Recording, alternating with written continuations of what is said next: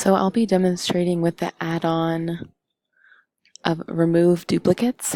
And so this can be really helpful in an educational context because, for example, I only have 4 student names in this sheet. But if I had a lot more students, I wouldn't want to have any duplicate student names with any duplicate grades because that might mess up a system. So I can go over here to the add-on remove duplicates and click find duplicates or unique rows.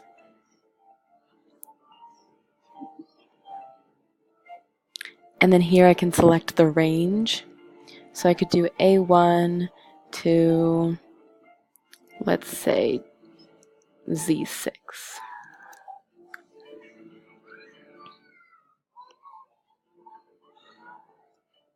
And then that'll check all of it.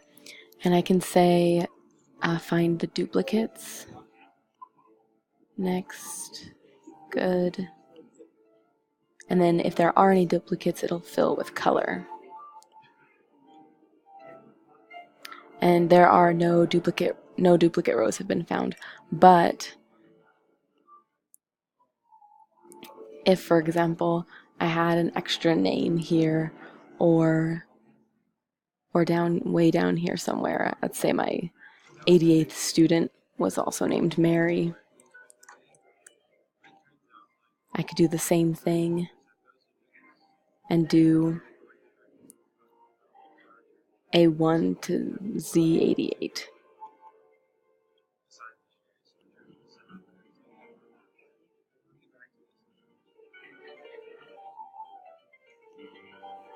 Or A1 to A88. Find the duplicates.